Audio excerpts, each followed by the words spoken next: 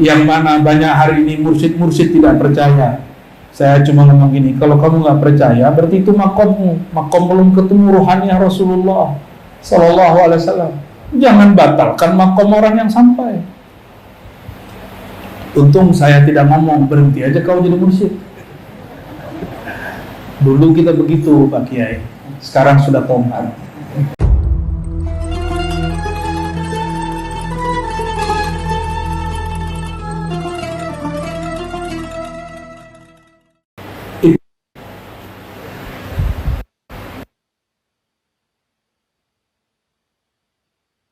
Serius, panaskah?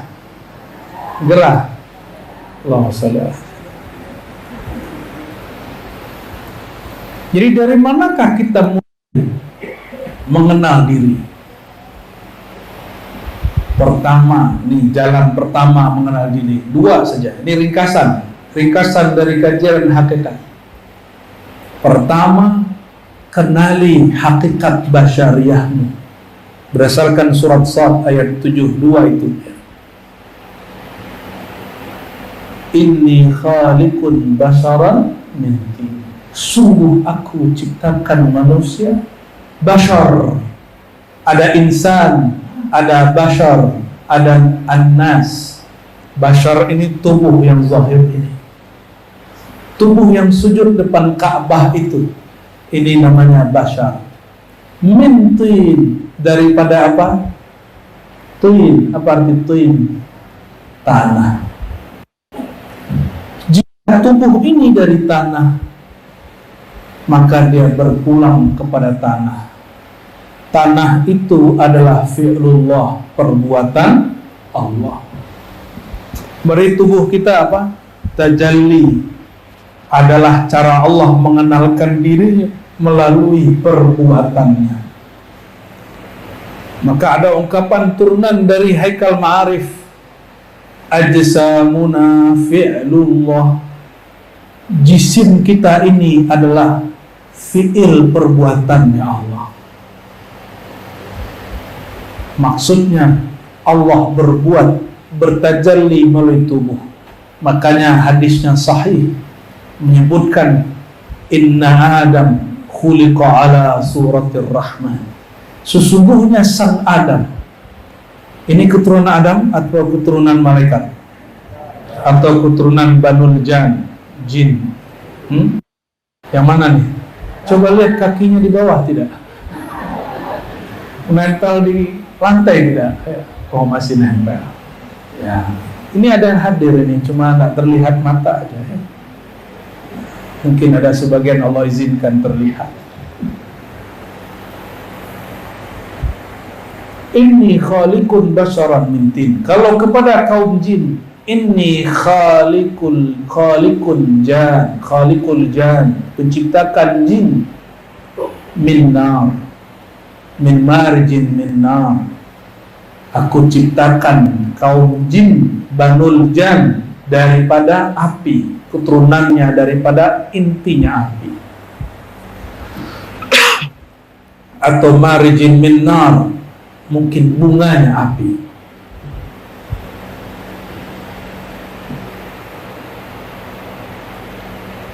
Kalau sudah tahu bahwa diri ini adalah dari tanah, tanah adalah perbuatan Allah.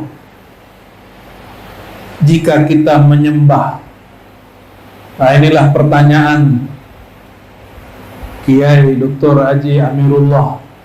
Ada guru berkata begini, kata beliau, menurut Buya gimana? Beliau ini ngetes saya. Al-abid wal ma'bud wahid. Ini kan mengerikan ini. Ya, ini mesti dikoreksi ya. Kalau orang salah faham kalimat ini, al-abid wal ma'bud wahid. Beliau lagi ngecek ini Rozi ini masuk yang mana nih? Ya. Terima kasih ya, itu penting ditanyakan. Al-abid yang menyembah dan yang disembah satu. Bahaya gak ini? Dulu waktu saya kecil, guru kami Abuya Malik Maraju An-Naqsyabandi As-Samani Al-Muhammadi juga, karena Samani itu Al-Muhammadi. Apa kata beliau? Ada masa nanti satu makom engkau tidak sadar siapakah yang sedang sujud, siapakah yang sedang menyembah. Entah dia yang menyembah engkau, entah engkau menyembah dirinya.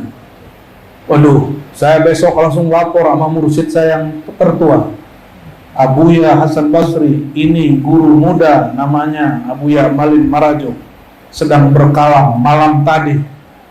Entah hamba, entah Tuhan yang menyembah hamba, entah hamba yang menyembah Tuhan, ataukah dia dan dia satu. Tapi harapan saya apa? Beliau marah dan bilang, Buya Malin Marajo itu orang kafir zindik. Itu yang saya harapkan. Ternyata ada murid yang suka memprovokasi guru supaya gurunya marah-marah dan mengkafirkan orang. Hati-hati, itu masa lalu kami. Itu masa lalu kami. Ternyata saya berhadapan dengan wali Allah, wali yang kalbunya dijaga oleh Allah. Ketika saya berkalam begitu, beliau diam, la kalam wala salam, tidak berkalam walau harfan, satu huruf pun tidak berkalam. Tapi di wajahnya seakan-akan beliau berdoa, kamu akan faham satu saat. Tapi beliau tidak pernah bahas itu kecuali saat mentalkin zikir. Ternyata Ar-Razi lah yang salah. Ar-Razi tidak faham bab namanya tajalli dan hairan. Seperti dulu Ibnu Taimiyah tidak faham kitab Futuhat Al-Makkiyah. Al-Futuhat Al-Makkiyah dimulai dengan satu bab, bukan bab juga, satu muqaddimah. Muqaddimah babul hairah, maqam hairan. Maqam hairan ini bukan maqam akidah, maka ahli akidah tidak pantas menghukuminya. Juga bukan maqam ahli fikih, maka ahli fikih lebih baik diam, tidak mengomentarinya. Ini maqam rohani, bab dan rasa, maka hukum fikih tidak berlaku padanya. Hukum akidah tidak bekerja jika di i'rab disebut la mahalla lahu fil i'rab. Betul bagi, karena tidak nyambung. Oleh Imam Ghazali disebut epistemologi, ini beda ilmu, maka jangan samakan walaupun sama istilah. Dokter beda cara pandangnya dengan yang sering berdebat sama yang buat obatnya apa? Apoteker, bener Pak Dokter ya? Pak Dokter namanya nama pesantren ternyata ya, diambil jadi nama pesantren, Dokter Ilmu Yakin. Sering berdebatkah dokter dengan ahli farmasi, apoteker? Sering. Kenapa? Cara pandangnya beda. Jadi kalau ahli fikih kemudian bilang itu murtad, ahli akidah mengatakan itu zindik, wajar karena mereka tidak merasakan. Kita marah kiai. Tapi saya bersyukur di sini ketua-ketua ulamanya orang-orang tarekat. Tarekatnya paling unik. Tarekat Al-Muhammadi Al-Idrisi, yang imamnya langsung mengambil dari rohani Rasulullah SAW, yang mana banyak hari ini mursyid-mursyid tidak percaya. Saya cuma ngomong gini, kalau kamu nggak percaya berarti itu makommu, makom belum ketemu rohani Rasulullah SAW. Jangan batalkan makom orang yang sampai. Untung saya tidak ngomong berhenti aja kau jadi mursyid. Dulu kita begitu Pak Kiai, sekarang sudah tobat. Itu babul jalal, sekarang babul jamal. Lalu apa maksud tadi? Al-abid wal ma'bud wahid. Ini baru bab basyarat, kita belum masuk bab amrullah. Al-abid wal ma'bud wahid. Dalam ilmu zauq itu ilmu zauq rasa, bukan ilmu akidah. Dalam ilmu akidah yang menyembah hamba yang disembah Rabb, Allah pencipta. Hubungan kita dan Allah, hubungan hamba yang dicipta, Allah yang mencipta, itu ilmu akidah. Dalam ilmu tasawuf, ilmu hakikat, hubungan kita dan Allah lebih mesra dari hubungan Tuhan dan hambanya. Hubungannya adalah hubungan pelaku dan perbuatan yang dia lakukan. Apakah fi'il perbuatan kita itu kita atau berlainan? Lain, tapi dia tidak ada tanpa pelakunya. Saya berbuat, saya berbicara, saya berkata, saya memandang. Pandangan itu bukanlah saya. Tapi pandangan itu tiada kecuali saya memandang. Saya perbuat, perbuatan ini tiadalah ada kecuali karena ada si fa'il pelakunya. Kalau baca hayya 'alas shalah, jawabnya apa? Marilah sholat. Jawabnya apa? Tidak ada daya untuk sholat, tidak ada daya untuk ruku, sujud kecuali dengan Allah. Billah, inilah hijab antara hamba dan Allah. Billah, huruf ba. Ini namanya al-ba, ba fi'lillah. Ba yang menunjukkan perbuatan Allah. Maka di saat Allah berkehendak si hamba sholat, maka dia sholatlah. Tapi siapakah yang sholat saat itu? Kembalinya kesadaran si hamba dari perbuatan dia kepada perbuatan Allah, bahwa yang menggerakkan aku ruku tiadalah kecuali Allah. Maka dia pulangkan, ya Allah, wajjahtu wajhiya lilladzi fataras samawati wal ard. Di ujung inna salati wa nusuki wa mahyaya wa matillah. Itu namanya berpulang. Pulangnya fi'il kepada fa'ilnya, pulangnya perbuatan kepada yang menciptanya, pelakunya. Sudahkah sholatnya seperti itu?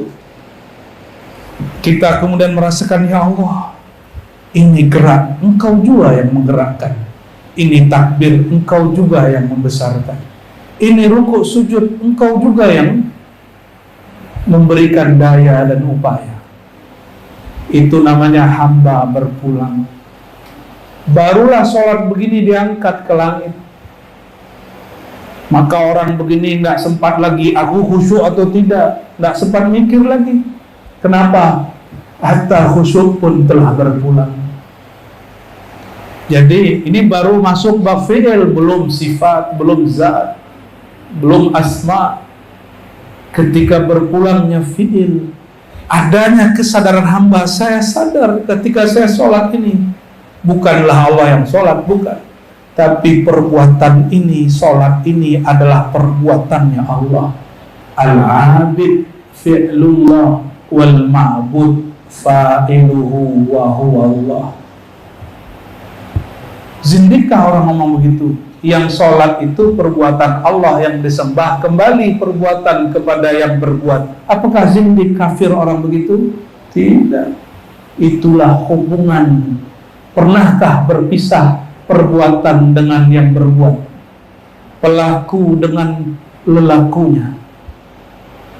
Pernahkah terpisah? Begitulah wa nahnu aqrabu ilaihi min hablil warid. Kami lebih dekat kepada engkau, kepadanya, melebihi urat nadimu. Karena yang menggerakkan nadimu itulah dia. Pulang, itu yang disebut berpulang. Maka nanti inna lillahi wa inna ilaihi raji'un, bab ini sudah cukup. Sampai di sini sudah cukup menjadi kekasih Allah level 1. Semoga Allah berikan kesadaran itu. Jadi kalau sebelum sholat, kata Sayyidina Nabi SAW, sallu kama ra'aitumuni usalli. Ini langsung silakan diamalkan nanti. Sholatlah seperti engkau melihat aku sholat. Adakah yang melihat Nabi sholat? Maka etikatkan guru kita di depan, yang bersambung kolbunya kepada kolbu Rasulullah SAW. Lalu baca salam kepada Rasulullah. Assalamualaikum ya Rasulullah. Hadirkan dia di depan, seakan-akan dia imam kita, baru kita bertakbir. Di saat itu barulah lebur perbuatan kita dalam perbuatan Allah Subhanahu wa ta'ala. Nanti hilanglah banyak pikiran, yang muncul hanya rasa. Jadi kapan khusyuk itu berat? Kalau difikirkan. Kapan khusyuk itu tidak lagi terfikirkan? Kalau rasa sudah ada. Jadi kalau ada orang bertanya, ilmu ma'rifat itu sulit, ya karena kamu fikirkan. Kan la tatafakkaru fi zatillah. Jangan pernah fikirkan zat Allah. Dari tadi saya ngajar gak pakai pikiran. Saya mengajar pakai rasa. Yang kata orang ini berat, ini tidak jadi berat. Bismillah. Dapat dipahami? Dapatkah dipahami? Berarti kajian ini tidak berat. Kajian ini ringan. Kalau kamarnya benar. Kamarnya sudah benar belum? Kalau belajar matematika pakai akal atau pakai kolbu?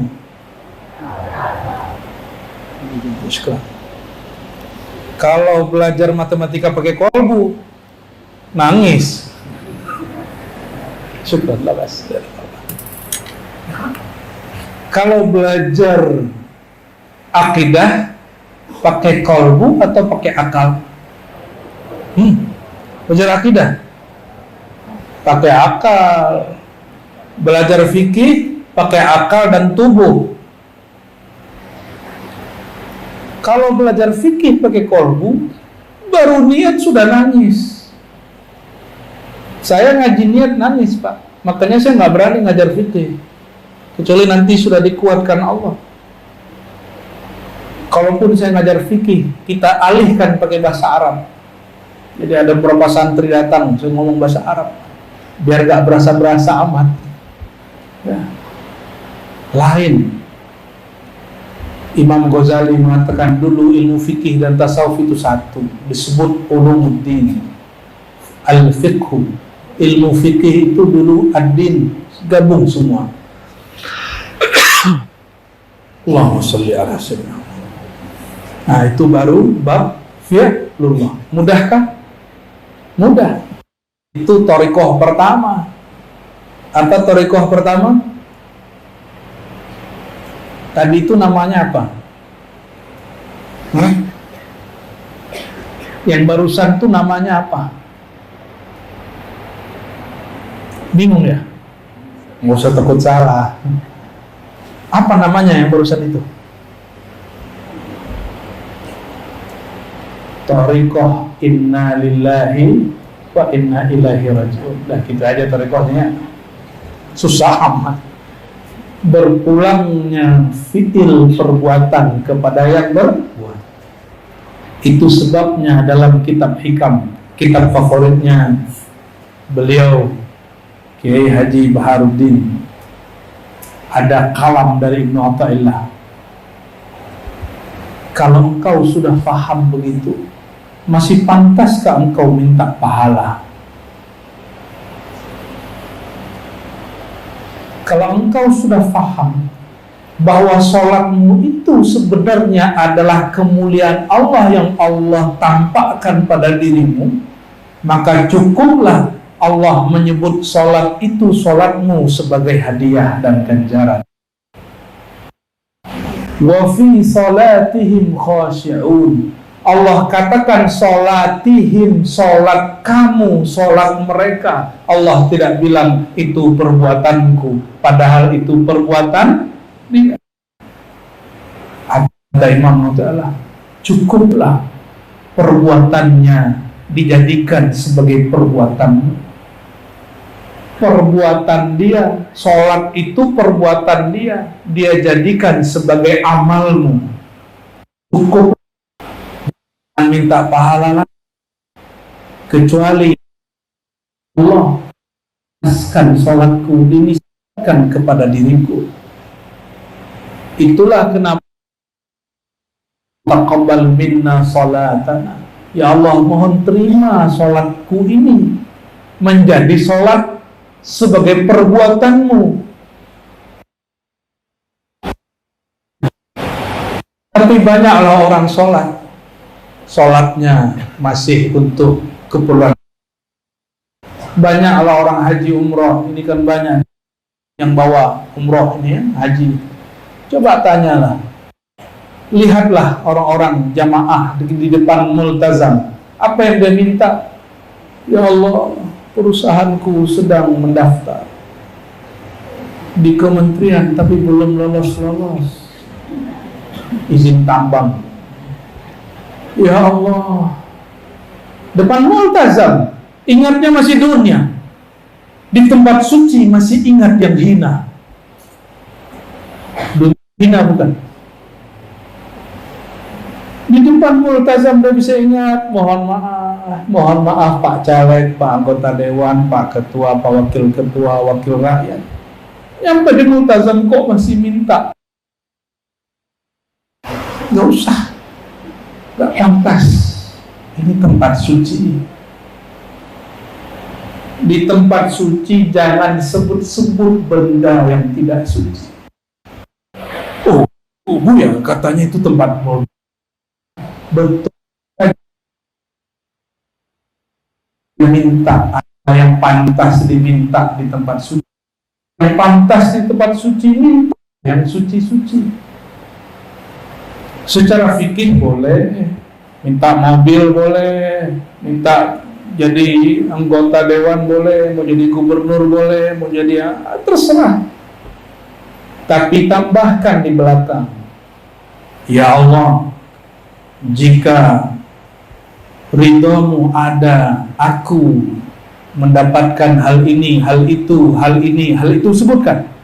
Jika di dalam keridhoanmu ada, maka mudahkan urusan kami. Dulukan ridhonya, jangan dulukan nafsu kita. Bagi Allah dunia itu mudah dan hina. Pantaskah sesuatu hina dilaporkan, dibawa ke tempat yang suci? Ya, mohon maaf jika ada yang tersungging, tapi saya yakin setelah ini tidak akan lagi membawa itu ke tempat suci. Itu sebabnya Allah sudah tulis di Quran, ini orang banyak lupa. Wa minan nas yaqulu rabbana atina fid dunya hasanah wa ma lahu fil akhirati min khalaq. Banyak orang doa, ya Allah, dunia kami, dunia kami, dunia kami, dunia kami, bisnis kami, urusan kami, dan dia lupa urusan akhiratnya. Jadi boleh doa di situ, boleh, tapi leburkan dalam ridha Allah, leburkan dalam akhiratmu. Jika ini baik untuk akhiratku, ya Allah mudahkan, baru pantas berdoa di situ, baru dibersihkan Allah kehinaan dunia yang kita sebut.